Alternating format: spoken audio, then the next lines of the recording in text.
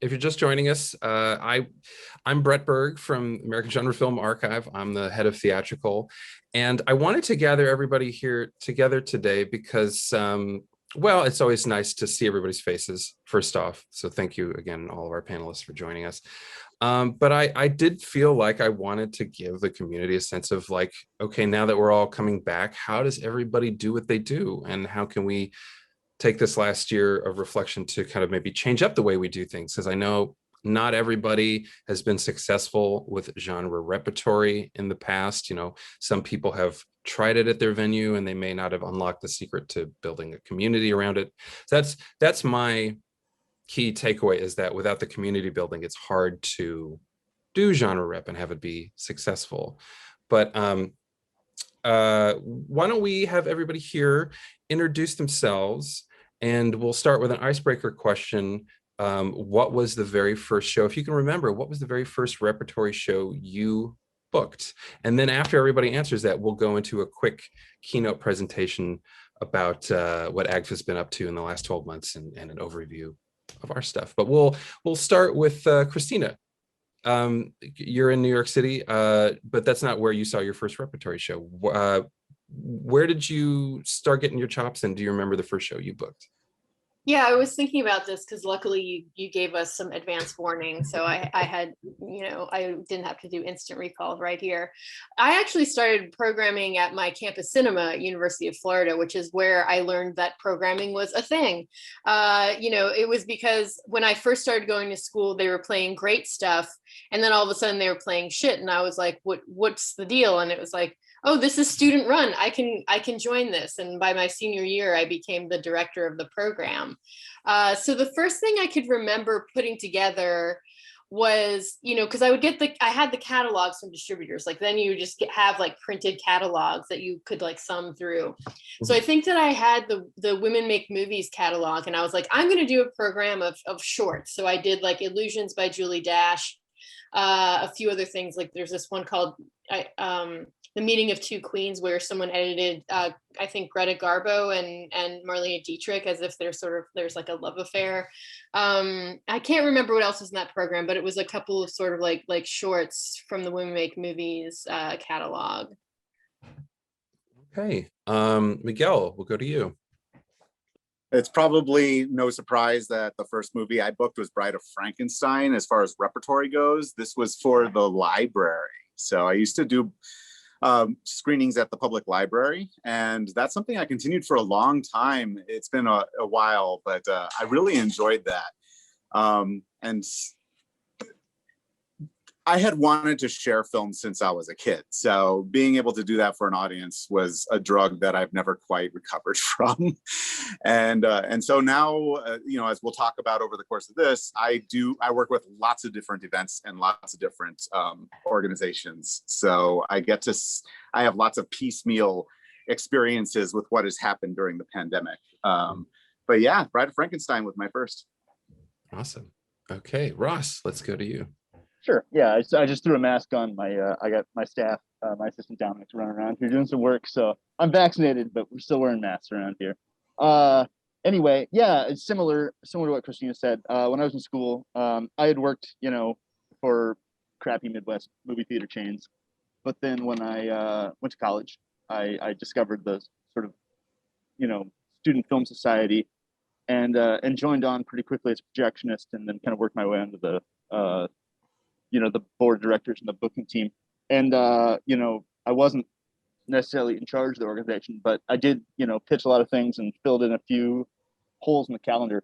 And I think the most exciting thing for me was, I think, fall of '99, I booked David Lynch's Blue Velvet. And it was just a beat up old depot print. It looked like it had been dragged behind a truck. But yet, at that point, it wasn't on DVD. I'd only ever seen a pan and scan VHS.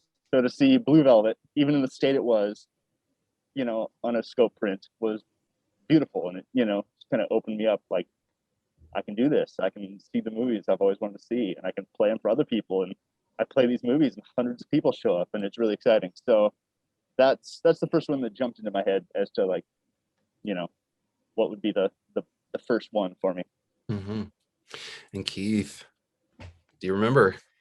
I do. You know, I used to run a landmark theater out here, this place called the Mayan, and I kind of inherited. They'd made some stabs at doing a midnight series, and this is 1997, I think, and so I was like, oh, let's craft a really cool summer midnight film series, and so I kind of created this this double series of Asian and Hong Kong classic action films with like you know, old school Jackie Chan and like Bride with White Hair and Chinese Ghost Story and some Chow Yun Fat stuff, and then this sort of horror classic series that was, you know, 1997. Everyone was sort of rediscovering like the Exorcist and The Shining and Henry, Portrait of a Serial Killer and stuff like that, and they would play at the same time in two different theaters, and it was like the wildest convergence of people selling out both houses, which really was kind of like, okay, like these classic films of a genre are really exciting and hitting a nerve for folks, and so that just kind of begat moving away from Landmark over the years, like creating other series that sort of fit that vein, not necessarily always at midnight, but just learning how to navigate these gigantic catalogs and all of these waters of things to other programs. I think the last big series I ever kind of did was I had a program called The Watching Hour that was more about discovering neo-cult classics, which is films that I thought deserved to be cult classics, but just hadn't gotten there yet. You know, stuff like Psycho 2 and Last American Virgin and all sorts of stuff. But just sort of all these years playing with this fantastic tapestry of amazing genre films and seeing just how deep we can get sometimes and where we kind of hit those sweet spots with audiences. All right, so throughout this session, if anyone has a question that they would like to ask me or the AGFA team or any of our panelists, please go ahead and do that in the Q&A part, and we'll be keeping in the little Q&A chat box, and we'll be keeping an eye on it throughout the session. All right, so I put together a little slideshow of what AGFA has done in the last 12 months and who we are, basically, if you're somewhat unfamiliar with who we are. So let me share my screen and see if this is doable here. Okay, share, boop, play. Okay, so we are the American Genre Film Archive, founded in, does everybody see the full image? I'm just curious. We see the full image. It looks fantastic. Looks fantastic. Great. I'll shut up now. So AGFA started in either, I think, 2008 or 2009, and we originally started as a nonprofit to save one of the original Alamo Drafthouse movie theater location in Austin on Colorado Street. And over the years, it morphed into an archive to deal with the film holdings of Alamo Drafthouse, because Tim League and the programmers there at the time, including Kayla Janice and Zach Carlson and Lars Nielsen, they were buying up prints to show at Alamo in Austin. And it became this lending archive where anybody at a venue who had film projection could get in touch with us and borrow stuff. And in the last few years, we've really increased the amount of work we do in-house. Like we have a film scanner and we do restorations. And also the reason that I think most of you know AGFA is because of our work with all the home video labels that are our partners, like Arrow and Severin, Vinegar Syndrome, Cult Epics, Shout Factory, and now Trauma. This is an exciting announcement that's coming up for us. So let's take a look at a little video behind the scenes at AGFA.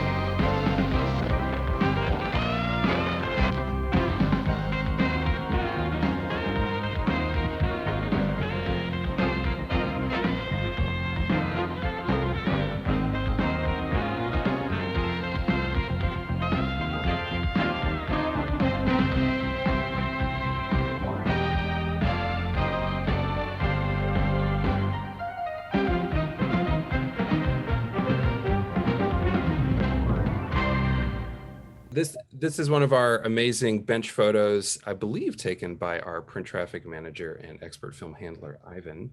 Yeah, we have over 2,000 film prints in the archive, as well as now over 1,200 films in our theatrical rights catalog. We're branching out into doing our own streaming events, much like this webinar. It was, I realized we have this tool, we have Zoom, we can talk to people. And we've also just done our first online fundraiser called AGFA, where we harnessed the power of the internet to do a 10-hour streaming event where we both raised money for our nonprofit and also raised awareness of all of our Blu-ray releases. This was one of our early successes, Donnie Darko. It's probably still the biggest hit in our catalog, the most requested title, and other films that were early successes of ours, titles where I knew that we could reach an audience with our bookers, were things like Argento's Deep Red, Wes Craven's The Hills Have Eyes, George Romero's The Crazies, and this silly ass movie, the Tammy and the T-Rex, with Paul Walker. And oh my God, why am I blanking on her name? Denise Richards. Denise Richards, that's right. We amassed our own home video catalog of the films that we were restoring. And at first it didn't seem like it was all that many titles as we were raring to get going, but now we have 30 releases, enough to stack and take a photo of. Some of our upcoming stuff that I just wanted to let everybody know about before we launch into the discussion is, well, this is a restoration of the 1964 film The Leather Boys, which is an early British LGBT title in the kitchen sink mold, the classic British 60s comedy dramas. And this movie rocks. We did a commentary track with the director, Sidney Fury. Very lucky to still have him around. And this will start playing shortly. Also, we did a restoration of this incredible Super 8 martial arts film called Treasure of the Ninja, written by, starring, and directed by William Lee, who we'll be doing events with throughout the country, hopefully later this year. We also have one of the great films in the Something Weird video canon, She Freak, which is now beautifully restored in eye-popping color and produced by David Friedman. It's one of the crowning achievements of his weird exploitation drive-in legacy. We're also doing restorations of the films by the Gay Girls Writing Club. Now, this was obscure even to me as an out gay man in the 21st century. I was like, what on earth is this? Turns out in the 60s and 70s in Los Angeles, there was a group of filmmaking enthusiasts who were also budding drag queens, and they made drag parodies of famous films in what is considered some of the first drag-themed films ever. So that's very exciting. And this is a collaboration with UCLA Film and TV Archive. And then one of our big projects for 2022 is restoring the near entire filmography of exploitation legend Doris Wishman, who is one of the most prolific female filmmakers in the world and happened to do really excellent trash like Bad Girls Go to Hell, Nude on the Moon, and so many others. And we're going to be releasing these films in box sets in waves in 2022. Some of the stuff that we've gotten into the theatrical catalog very recently, we just got 16 films by Werner Herzog. We are very excited to unleash those onto the world. And through our partner Shout Factory, who we got them from, we also have really fun stuff coming up like John Carpenter's Dark Star, Anthony Hopkins in Magic with him and the ventriloquist dummy. That one's totally nuts, and I highly recommend it. And of course, the 30th anniversary of The Lawnmower Man. Who could pass that up? Very excited to pass that along to all of you.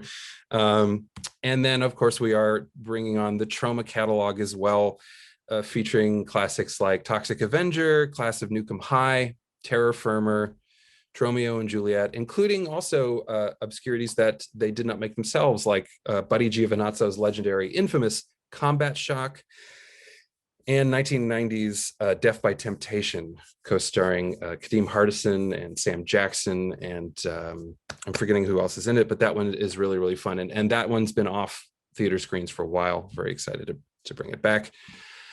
Something that I have been excited to bring to theaters, and we've had it almost a whole year, but now's the time. It's Tetsuo the Iron Man, which was forever difficult to book in the era when I was a venue booker, and now we're excited to have 10 films by Shinya Tsukamoto, including Tetsuo the Iron Man. in the catalog. And I would be remiss without mentioning, yes, we now have Samurai Cop fully available for whatever shenanigans you want. And as a bonus announcement, something that we haven't really told anybody, but you get to preview it here today, we have licensed from Shout Factory 25 classic episodes of Mystery Science Theater 3000. I don't quite know how we're going to roll these out or how you might best take advantage of them in your own venue, but I'm just throwing it out there that in the coming months, 25 specific episodes of this show will be available for you to do stuff with. I mean, without MST3K, I don't think I would know a damned thing about genre films, and I'm sure I'm not the only one on this call who feels that way. So that's AGFA in a nutshell, and I bring it back to the panel if I could figure out how to stop sharing my screen. There we go. All right, questions. Where? I'm doddering, sorry.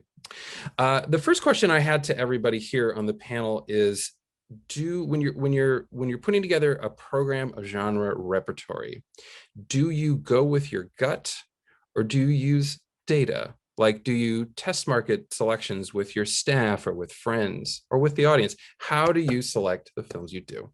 Miguel, you're shaking your head no. Oh, I'm a total 100% gut programmer. I do zero test marketing. And, you know, what's nice is I've been around long enough now that I've got a collection, a community who just for whatever reason trusts me and will watch pretty much anything. Like after your presentation, I will say one of the things that we're doing as a virtual rep is Nude on the Moon, the Doris Wishman film. Mm-hmm. And of course, nobody in our audience has seen that except for Matt Rotman, this one blogger who does a blog called Bonkers Ass Cinema. But everybody's going to be there. Everybody's excited about it. We made Nude on the Moon popcorn boxes and shipped them to everybody, and we're very excited. So no, like it really comes down to like whose birthday's coming up. Oh, I just saw we discovered this thing online called the Russian Film Hub. So now we're obsessed with finding 60s Russian films, and now I want a program like that. So it's going straight from like what's making me super excited, and I want everybody else to see this.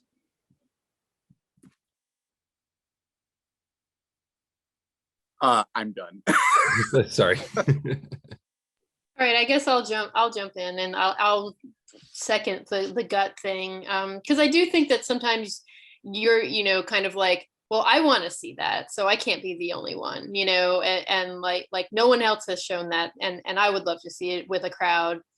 You know, I think other than that, like maybe sort of floating it to like a couple of friends that you trust and being like, is this crazy? You know, like, would it be crazy if I did this? You know, and it's not to say that it's always a success, but you try to have some kind of balance where, you know, you have the things that, you know, people are going to come out for, and maybe there you show a trailer for the crazy thing that you know, you want to play. But yeah, definitely. I don't think anybody here is like running numbers. It's not really like in the DNA of the programmer to like be a data-driven person. Yeah, I'll say I've got, you know, I've been doing this. I've been hosting late night movies, you know, every week for 7 years. So I have a spreadsheet of that much data. Not to say you know, I'm not opposed to, you know, going against my own numbers, and will do so whenever I think there's a good reason to do so. I'm happy to book something I think might not be a huge success, in the hopes that I'm going to get them this time, you know, and then it will be a success. And you know, again, I think I also have built up an audience that, you know, while they're not filling every seat in the house, I have an audience that will come back week in, week out, regardless of what I'm playing, and that's nice, because it's good to have, you know, a wide umbrella. You know, I mean, I think, I'm sure you all can say, you know, if we all just played 80s slasher movies for late nights, we'd probably draw more consistent audiences. And I'm not saying I don't enjoy an 80s slasher every once in a while, but I don't want to watch 80s slasher movies every night. I want to play Leather Boys. You know, I want to watch that. I want other people to watch that. So I think you know, but the trick is to get an audience that will come see Jason Takes Manhattan one week and then come see Leather Boys the next, and hopefully, you know, we can all build up that trust in our audience.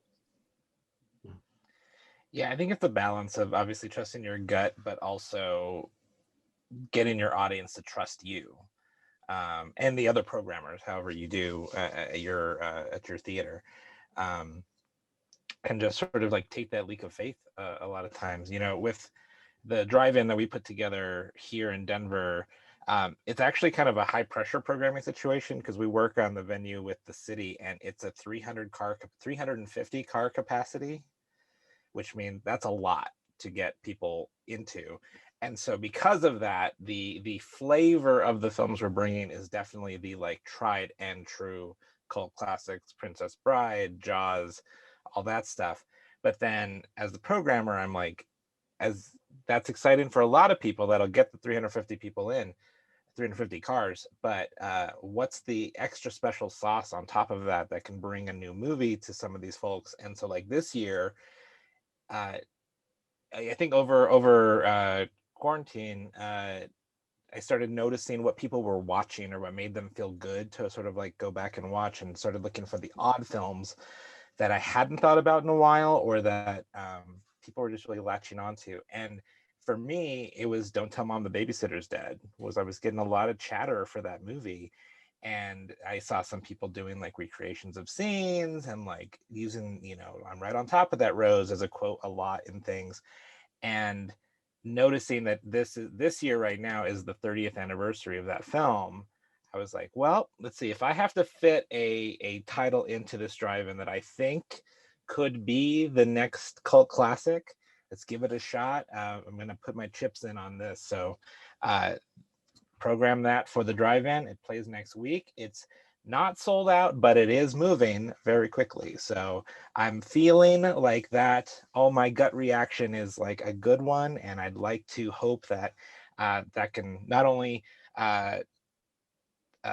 satiate folks' classic film stuff there next week, but also hopefully introduce that film to a whole new set of folks that it should be shown to. So we'll see. It's a gamble sometimes, but I like that gamble. Keith, you mentioned that you were tracking what people are kind of casually watching in their own homes. Do we think that as programmers we have, well, let me actually I'll phrase it differently. Does everyone here think it's a good idea or a bad idea to just stick with repertory picks that might make audiences like feel good stuff? How important is feel good stuff in the second half of 2021 in theaters? Oh, I mean, I think you have to pay attention to it, but also understanding like where are people oversaturating themselves with those feel-good films. Like, I think they do their job when they need to, when, you know, when we have situations like we just said we got out of. I know there's a lot of people were just watching all the stuff that made them happy.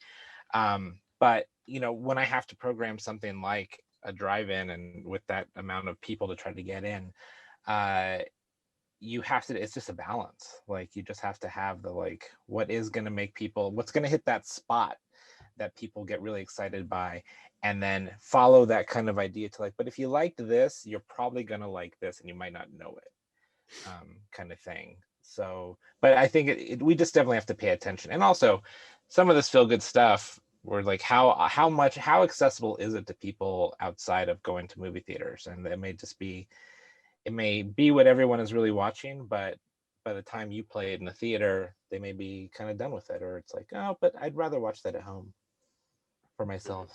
Mm-hmm. Do we think that like the second half of 2021 is all about catharsis and like people having a great group experience in that way? I mean, I'd like to hope so. I think that that sort of that big screen experience, the more films that you can kind of put that will grab people that way. I mean, I'm excited to bring back my very, you know, yearly screenings of Streets of Fire and stuff like that to people, to be like, this is a movie you need to watch on the big screen and not at home, in that classic genre. But that's me. I'll shut up because I just dominated half this conversation. I would say like it's maybe feel good isn't totally necessary, because I think when you watch a movie that is good, you feel good, even if it's depressing. So, you know, I think that just being in the theater and being able to have like like be excited about a movie, even if it's not like the happiest, you know, most lighthearted thing, is still like a positive experience and something that people are going to want for the rest of this year, regardless of like the slog that it's been, you know. Yeah, I want to piggyback off of that. I agree 100%. Especially, you know me, Brett. I'm generally the anti-feel-good person. Like for me, the feel-good film is like Salo, you know.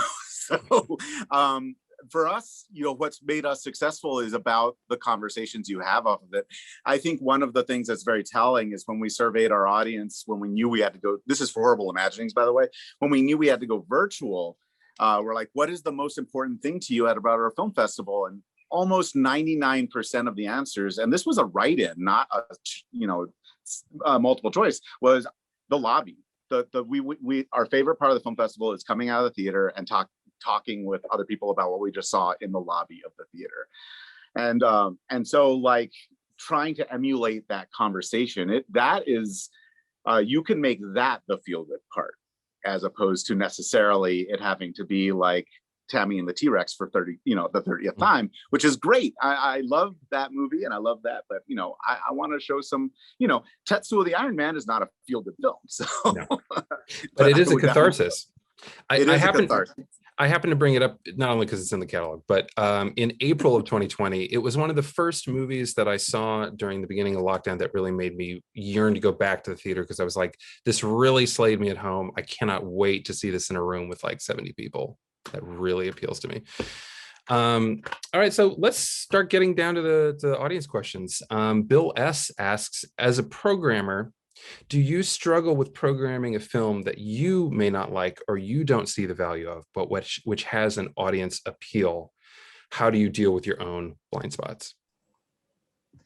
Real quick, I generally make it known there are two filmmakers I do not enjoy, and that is Wes Anderson and Godard. I won't really go into why I think they're terrible, but I understand the appeal that they have to many audience goers and their own place in film history and all that stuff. And sometimes it's just a matter of you just gotta see when you're coming up with a theme for a series or any of those things, you still have to just manage what the work that they've done and weigh what the audience reaction is going to be to it. And, you know, is this a time to put in a Wes Anderson title in this series on Twee? Well, of course, because that's what Wes Anderson does best. But, you know, Godard, you know, anything French that has to do with history, we have to find a way to talk about him and what he's done. But I personally will not put myself as the person to talk about them. Like, I will find someone who's much more enthusiastic about them to lead the introduction or the Q&A or any of that. But yes, absolutely. Like you gotta play with it all. You can't put your own. Yeah, I think sometimes as a default for a programmer, you can be a certified hater and you acknowledge that. So, you know, I won't even say the directors that I dislike. I'm with you, Keith, on Godard, and I'm glad to hear you say that, because I think it's gone on too long, you know.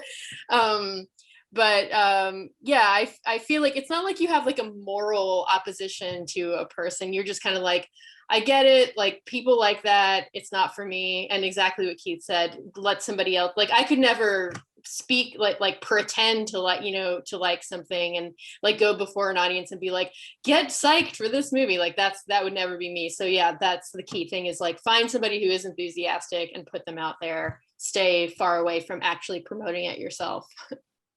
Yeah, I agree entirely. I was going to say about the same thing. I think, you know, that's blind spots are a perfect opportunity, or dislikes are a perfect opportunity to bring in guest bookers or guest hosts or whatever. You know, I mean, I think that's important both so that you can touch on those dislikes or blind spots or whatever, but it's also just a good opportunity to bring in fresh viewpoints and fresh voices. You know, I mean, for any of us who've been to art house convergence, it's a lot of white guys, just a lot of white men. So anytime you can bring in women, people of color, et cetera, as guest hosts, guest bookers, you know, turn the floor over, I'm happy to do so. And whether that's, you know, French film or whatever, you know, there's a lot of opportunities to see the floor, and I'm always looking for an opportunity to do that.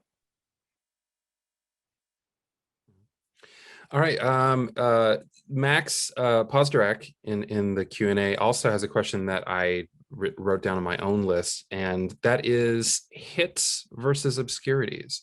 Is there any specific rubric that any of you follow, the like one for me, one for them style? How, I mean, do financial considerations enter into it when you're booking a rep show? And that could be like DCP versus 35, that could be, you know, time slots. What are your thoughts on the economics of each individual pick as it makes up your big calendar? It may depend on if you work for a for-profit or nonprofit theater for one thing, but I'd say I don't think it could be a one-to-one, because like I think you want your sort of passion pick to be in the minority, you know, like, and I mean, this is what I learned early on by working on my campus cinema, because I had to, you know, make a profit. So it was sort of like just do enough so that you get money in the bank and you're not like too embarrassed by the, you know, the movies that you're showing, you know, that are like the more pop choices. But I don't know. I never really thought of like the ratio. It's, you know, you want to have your passion pick to keep yourself interested, but you know, it's not all about you. It still is about your audience.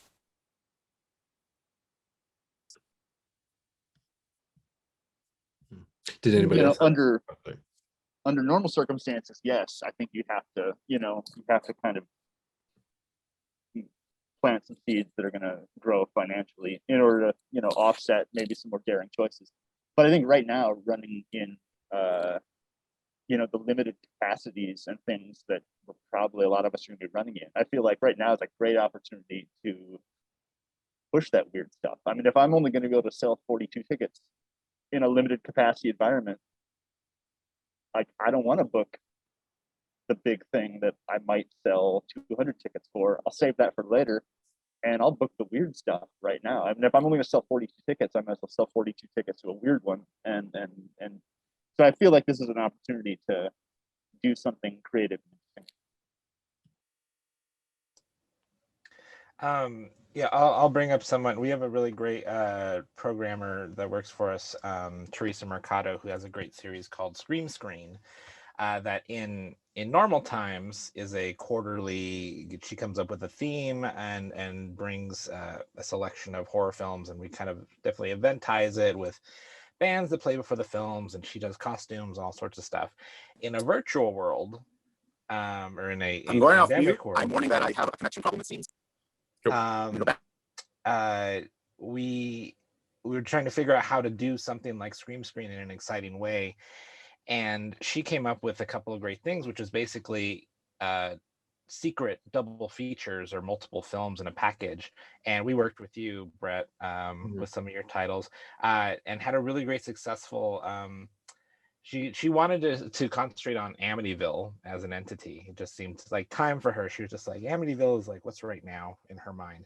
And so she picked 4 of the, you know, 98 Amityville sequels that are out there. And we put them together, and she built a whole lure for them that this is, you know, Welcome to Amityville was the name of the series. And she went and filmed introductions for all of them at this haunted hotel here in Colorado, and made it just really great, and then just really pushed it. And you would buy a ticket for this virtual package, and then you wouldn't know what the films were until they actually played. So it was a really exciting thing. And, you know, if we're talking about virtual cinema, where I can play a great new art house film, foreign film that's getting a lot of press, and I'll play it for 4 weeks and we get 12 views altogether. This doing a limited weekend of 4 secret movies got about 100 views. which was fantastic. Like there was definitely this audience that was like, oh, well, they trust our programming, but they're like, 4 random Amityville movies, great, sign me up. And what is that, 8 hours of my time? Great, I'll devote to that. And I just think that was like a really cool kind of way to kind of do all that. And definitely, like you said, that balance of like one for us, one for them, and all that stuff. It's just do it, do the exciting, weird thing, and see what happens. I was curious what everybody's methods of promotion or preferred methods of promotion are, because doing a lot of the eventy stuff does take time out of the workday. And let's say for the sake of argument, this is pre-COVID, and you've got your fire hose of a daily routine, and there's all sorts of things that have to happen in lockstep in order to just get shows up on screen. And maybe some people don't have time necessarily to do those extra touches. What organizations can people partner with in their town to maybe help get the word out and maybe spread the word to a different email list? I personally love college radio. I think that's a big bullhorn, but I'm wondering if people have attempted to talk to local radio, local TV, it's cheesy. It's also very convergency, getting the local news van with the antenna sticking out of it to come to your theater and just set up outside and say something. What does everybody do? So partly with a couple of my organizations like Film Geeks, which you see the logo here, we're lucky because my co-founder Beth is the arts and culture reporter for KPBS, our NPR affiliate. So we've got a plug with radio there. I agree 100% about college radio, but for Horrible Imaginings, I also program for Latino Film Festival, and I partner with Italian Film Festival, Jewish Film Festival, PAC Arts, which does the Asian Film Festival. So a lot of it is about collaborating with all the other entities. Personally, as a programmer, I view them as collaborators rather than competition, and that's helped a lot because I am able to present films at their events as a way to kind of build anticipation for and awareness of my events. But one thing that I have found that has worked really well for me for promotion is empowering our audience as kind of ambassadors. So you talked about AGFA's 10-hour marathon fundraiser. I've got a 24-hour marathon fundraiser coming up for Horrible Imaginings, and we're setting up our audience as, sorry, I've got a 2-year-old, setting up our audience as ambassadors and team leaders to compete against each other to raise money. We do the same kind of thing for getting friends. Like we do couples tickets and buy gifts and all that kind of stuff. I feel like having our audience as the bullhorn for us is the most effective way, at least for my own festival.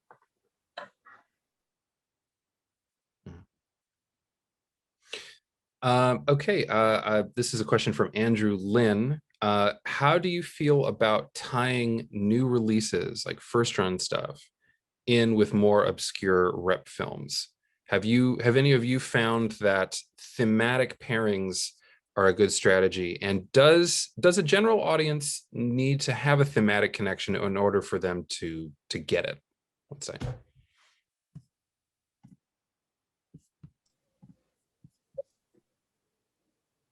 I host a Wednesday night late night series, and it generally, not hard and fast, but generally kind of an alternating week between a repertory title and then usually a more modern, usually like micro budget independent movie, because I like that stuff. I worked many years in the video rental industry, so I was a big fan of what became direct to DVD movies, and I think that's exciting. I'm always a big fan to try and get those like really boundary pushing independent movies that might be the only theatrical screening they get ever, like even including their own hometowns. So I'm a big fan of that. I've also, sometimes it makes good. I know my marketing director was always bragging of the diversity of our programming, and he always included the fact that we played Ant Farm Dickhole as the showing Oh off my the God. diversity of our programming. So the Ant Farm Dickhole got a lot of, probably more press in our press releases than it got in actual eyeballs on screen.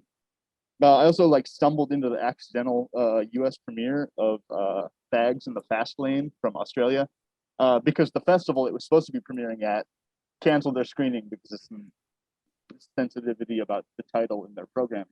So, you know, somehow instead of us just being a regular Wednesday night in the US, we ended up accidentally becoming the US premiere for that movie. So yeah, I'm a big fan of throwing some thematic, very low budget independent films in with some vintage genre films. I agree. I'm a huge fan of that. You know, for the Frida Cinema, which is our home, the biggest selling film is still Mandy, and Suspiria, Argento's version of Suspiria, is also very, very popular. So there are these kind of flagship. Personally, I call them like they kind of pay for everything else, right? It's akin to what we're talking about, and it is nonprofit, so that part does make sense because it also has to align with a mission, and Horrible Imaginings has to align with a mission. So whether something's popular or more to our tastes, it really has to toe that balance. For thematics, to answer that question, I will say that ties back to like having something to talk about.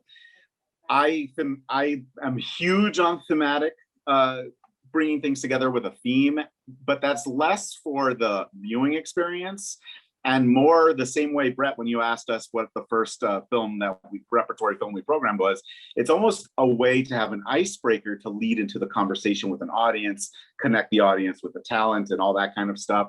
The theme gives you a starting point to have something that goes beyond just people sitting in a theater.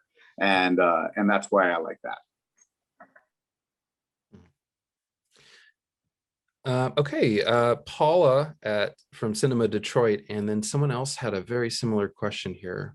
And anyway, there were a couple different questions about content advisories, trigger warnings. Are there films that you just won't book? Variations on the same question.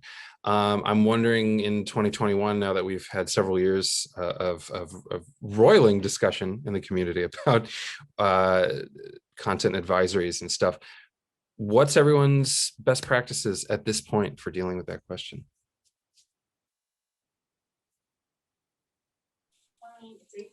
I was last going to talk. It's a question that I don't like answering myself if I don't have to, because I could be glib about it. So go ahead. This is an immediately divisive topic. All right, so I'll say this. First of all, I'll start by saying I'll be Barnum and Bailey for a second. I am going to be on a panel, I think during Chattanooga Film Festival, about transgressive cinema. And so I've been thinking a lot about this. Is there, you know, one of my favorite films is Polanski's Macbeth. And so just saying Roman Polanski is something that makes teeth grind for good reason. And so, yeah, I actually personally don't have a problem with, I'll use the word content warning or trigger warning just because that's in the current parlance. But for me, anything is permissible, provided you're not swindling people, right? So like, I don't think it's a bad idea to tell people, you know, I don't like the idea of an MPAA R-rated kind of thing, but it's like, you know what, this film does have uncomfortable content, and that's part of the point. And so I want you to know before you go in, and I'm happy to talk about that. But yeah, just as long as I'm very transparent about what can happen. I do like the idea of trigger warnings in that it is part of that transparency. And some people, you know, the idea of a trigger warning is idiotic to someone who doesn't need it, but critical to someone who does. And I think that's something that we have to keep in mind. It goes to like, are we only programming the stuff we like? You know, we have to get outside our own mindset a little bit and be cognizant of everyone else who's out there. I think the problem with trigger warnings and content warnings is that you don't have enough people to sit and review a movie and make all those notes as if you are the MPAA. So when you start to make that promise to your audience, you're always going to miss something. So I think it's kind of unfair to start there and be like, we're going to do this for you. And then you're just like, oops, I forgot, because there's so many movies where it's just like, it might be a couple minutes, and maybe, as Miguel said, if it's not a problem for you, it just sort of glosses over in your mind. I've had a lot of movies like that when I watch them again, I'm like, oh shit, I forgot about this part.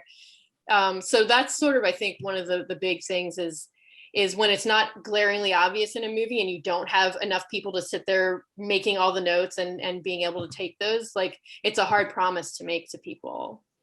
Yeah, before, I don't want to hog this conversation either. I just want to clarify too, for everyone who's watching, as a programmer for other film festivals, I'm generally doing horror and midnight stuff. And my film festival is a horror film festival. So there's already an understanding. So that's a bit of a different experience than some of the other people who are programming for an art house that's catering to a whole diverse audience. So when I say something, we have to keep that in mind as well too. There's a general understanding that we're showing dark shit anyway, but yeah, absolutely. And I have 11 people on my programming team reviewing, so we do comb through everything that we are going to show. But yeah, absolutely, that's a great caveat, and I'll shut up now. I think it's always about context too. Like, if it's a matter of we played that restoration of Perfect Blue last year, and was like, I sort of rewatched it before we played it, and I was like, I do remember when this film came out that there were some people that were traumatized by it's not an actual rape in that film, but it's an attempted rape. And as an anime, I think there's always kind of a weird balance of things. So that was one that we were playing that for a whole week. And so I just had a sign in our box office that they're, content warning, that Perfect Blue does feature very adult themes, murder, and sexual situations. And that seemed to be a good enough, like, just letting you know, like, you're not getting into something. And that seemed to help. I think I saw someone saw it for the first time after seeing the content warning and was like, I'm glad you told me that, because it at least prepared my mind to be expecting something. Like, to say, like, there is a rape in this, suddenly you're bracing an audience member who's never seen that movie for a rape that's going to come out of some place. And that can be I think could have take away from the entire film experience altogether when you really try to, like, warn someone specifically about something. When it comes to, like, filmmakers like Roman Polanski, etc., and all that, there's that matter of separating the monster from the art, and where we have to do that kind of thing when we're specifically talking about a specific piece of film that doesn't have to do with the things that they've been that they've been connected to. We played Knife in the Water for a classic film series, and did definitely get some pushback from a couple of folks about the fact that it was Polanski. But it's like, but this film itself has nothing to do with that, nor, like, glorifying any of that or ignoring any of that. It's specifically taking a story and showing, we can't totally erase all that stuff. Like, that's just as bad as, like, censoring. You have to have that conversation as well with the audience, and that definitely was brought up in the introduction a little bit, just about the controversy surrounding the filmmaker, but wasn't dwelled upon, but was definitely brought up so that it also wasn't a surprise later for anyone who actually doesn't know that there's anything with Roman Polanski and all that stuff. Okay, I'm gonna move on to the next question, because we got a bunch of audience questions. We'll try to get to as many as we can with the time left. Ted Rogers asks, if you have limited screen space, how do you contend with something like a clean first run? And does it make more sense to, if you have limited screen space, to block things out in seasons, or, like, oh, this week we know that the first run's thin, so maybe we'll have like genre rep in that week, versus year round? And I know everybody here who is on this panel does year round stuff with rep. Over here at the C Film Center, we're 3 screens. I call it 2.5 sometimes because it's 2 screens that are like 179 seats, 147, and then a tiny 40-seat house. And in the last couple of years, we've been able to acquire some really great mainstream films, like Once Upon a Time in Hollywood, Little Women, Parasite, like they films that require that 179 seating for a very popular period of time. And yet we still want to do all the rest of our stuff, these small independent films, foreign films, and then series on top of that. And I think you just have to contend with, like, you have to give that big film its room and then figure out the places around it. And there are many distributors that are negotiable on things like, well, obviously the first week of playing Once Upon a Time in Hollywood, it's got to have all of its showtimes, and you just can't touch any of those. And you're going to play with everything else on the other 2 screens the best you can. But after like the first week or the first 2 weeks, you might be able to cut a early show that's not doing very well for that big film, or a late show that's not doing very well for that big film. Other distributors on your other films may be willing to just do 1 showing a day. You just got to ask the question of what they're expecting from you and just navigate those waters. It doesn't leave for a lot of long-term planning sometimes when you bring in a big film, because then you're kind of beholden to what's going on at that time. But at the very least, just kind of knowing that you can have this conversation and roll with it and find the place for everything. It's manageable. It can be a little maddening, especially during like award film season when like Christmas to New Year's, where if you have I have 3 screens. If you have 3 big films, you're not doing anything special outside of that. You've got to just take those big pieces. But it's manageable. Just be communicative. Mhm. Richard, hello. Everyone say hello to Richard from the Plaza Theater in Atlanta. Just joining How us. you doing? Remind me, Hey. is the Plaza a single screen? Yes, it is. Currently, it is a single screen theater. Yeah. How do Yeah. you how do you deal with first run encroaching on rep things that you want to do? I typically I just have to sit down and like beat myself up about time pretty much for about like a solid like 30 minutes to like 3 hours. I'll be like, how do I make this work? And I just figure it out eventually. Especially now, like we've for a point in time, because how our theater was designed, we were putting like about an hour in between each movie too. So I was like, all right, so these are sometimes, especially for like for reptiles, I'll probably try to put them in a matinee time to make them a little bit cheaper, so people will be more likely to come to them. So that does help it to just kind of have like certain guidelines, or like if we have like certain rep horror movies, I'll put them like late at night, even though it might not be a matinee time, but like, just put them later because they'll get more people at night. So yeah. Clean run, I think, is the dirtiest word in the whole industry. It just drives me nuts because every studio has their own definition of what clean run means. If there was an industry definition of what clean run is, then we could all work around it. But IFC is going to have a different opinion of clean run than Big Fox is going to have. Yeah. Big Fox is going to have a different opinion than Searchlight is going to have. It's infuriating. But I'm sure we've all found ways to thread the needle. Oh yeah, we figured out. If they say clean might be like, for us, because we have like a spot down the street, it might be like 3 might be clean, especially if the movie's a little bit longer. But then you just got to get like creative with time management. Okay, so there's 2 different questions here on the Q&A list that are basically the same question, and that is, does everybody think that virtual watch parties cut into a rep audience for theaters as we're all coming back? Or is anybody worried about it?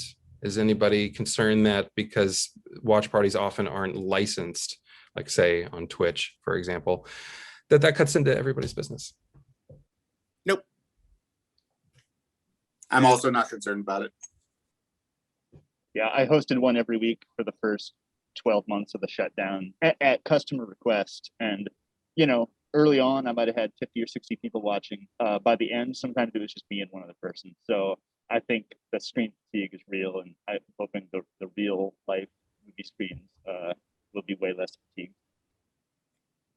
We were me and one of our owners we were joking about it, about like watching the difference between like watching a film at home versus watching a film in a theater. And it's like kind of like the shame of being inside of a theater. It's just like, you're not going to talk, you're not going to make any noise, you're going to have to pay attention because it's right there with all these people. You got to do it. But when you're at home, there's so many distractions, and like you just might get bored and cut it off. There's just too many options at home. So I'm real curious to see, because I mean, a lot of this is new for a lot of us. I'm really curious to see how long this keeps up. So the Frida has been operating at 50% capacity for a little over a month now and doing really, really well. The drive-ins are still doing spectacularly, so that's continuing.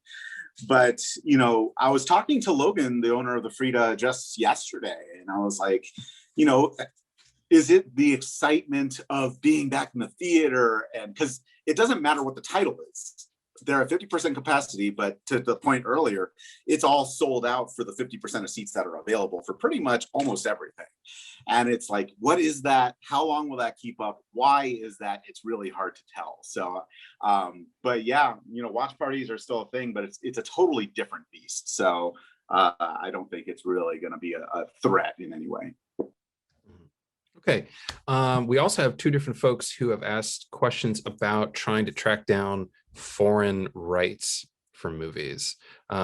Is this something it's always, the short answer is it's always a pain and it's too expensive, but I'm wondering if anybody has any tips or tricks with like what is best to write in a cold email to a foreign distributor.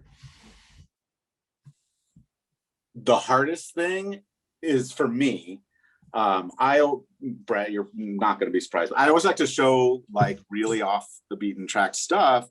And so the foreign rights to a lot of the films I want to show are not owned by anybody. And that's really hard. So like I end up half the time, if I'm lucky, I find that they're still owned by some producer living in a hacienda on a ranch in the middle of nowhere.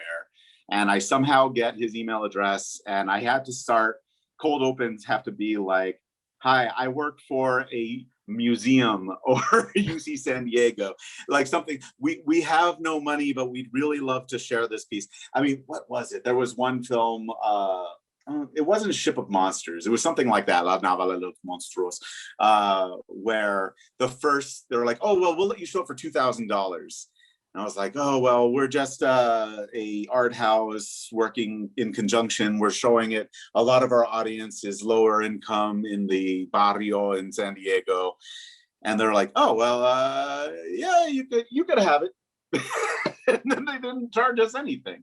So, but yeah, we always make sure we get the rights for whatever it is. But, you know, for my birthday, I showed Sword in the Claw. I was glad that AGFA had an opportunity for that. But yeah, you're right. When it comes to, if it's Japanese or Lord have mercy, we wanted to do a Bollywood series that would have cost us like $90,000. So it's really, really difficult.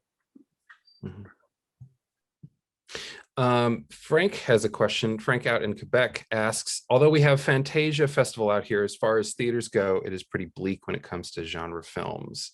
I run a shorts festival. We managed to hold in a theater a month ago, sold out, and added extra days. But even though we had awesome results, I'm not getting success in finding a theater chain to even give a trial run to a monthly screening. Do you have any advice? Like, what can you say to a cold corporate parent or other such multiplex situation where if you are an indie booker and you want to come in and do a series, how is best to approach the venue? Are you committed to it being an actual cinema, like a multiplex cinema kind of thing? Because, you know, if you wanted to start, you could build an audience first with a library, university, a fucking bar. You know, as long as you get the rights and you do it right, a music venue, there are ways that you can, a black box theater where they, you know, if you expand the definition of where you host these events, and then what that does is build a community and get the ball rolling and show that, hey, there are people in this town who this is really important to. And then, you know, Horrible Imagining started at an old 1928 church in the middle of East Village, San Diego, where no one went. And then it went from there to MOPA, the Museum of Photographic Arts, before we got to, we built the community and the love to get to where I think is our real home at the Frida Cinema. And but yeah, it started with that kind of like punk rock grassroots approach. And I think if genre, midnight, exploitation, if that's your bag, then it only helps to start in that kind of way. Okay. As we've reached the 1 hour mark, I want to thank all of our panelists. I want to thank everybody who hung out and asked questions and just watched the show. Also, I want to close the session by asking everyone, is there one film in the last 12 months that you've seen where you thought, oh, wow, this has to be seen with an audience? Like, I have to put this in front of an audience. I was just having this conversation with someone the other day. Of everything I watched in the last 12, 14 months, the movie I'm most excited to bring in front of people in a theater when we reopen is Barb and Star Go to Vista Del Mar. I just love that stupid ass movie. And I think that is one that I'm like, that deserves eyeballs in the screen. But Feel good movie, Keith. there you go. That's mine, though. I think for our theater, we were supposed to play it right before I shut down, and I watched it over the period where we were all closed and shit. It's Bacurau. Like when I finally watched it, I was like, this is such a good theater movie. It is perfect. And I was so bummed out, when I finally got around to watching it, I was like, it was so close that people were going to be able to see it, but I want to get it in there at some point this year. Got to just talk to Kino, just let us have it for a week. It was so good. It's a perfect movie. Mm-hmm. You're giving me PTSD because 2 movies I programmed for last year Latino Film Festival were Bacurau and Bustamante's La Llorona. Both films, I think, are big theater films, and I could not wait to show. And opening day of that festival was March 12th, and California shut down. Yeah. And I'm still crying tears. The next week. Oh, it's awful. I feel it. Mm-hmm. It's interesting to think of Bacurau as maybe the first exhibition do-over. Mm-hmm. For sure. Fred, I wish you had set us up in advance, because I'm flailing trying to figure it out. And I think that I'm only going to land on a choice of a movie I've already shown in the past, but that for some reason seems to be the most streamed, group viewing, all the whatever. And that movie is Jack and Jill, because I showed it as a Weird Wednesday at Alamo, and 30 people came. And I swear to you, I mean, is it just me, or does it seem like everybody is streaming the Jack and Jill extended cut on their Twitches this past year? So I'm like, okay, let's see if people are going to pay for this movie now that they've been sitting at home watching it as a group watch. Do like we do with The Room, have some kind of thing where throw a spoon at it or something on the screen or something. I don't know.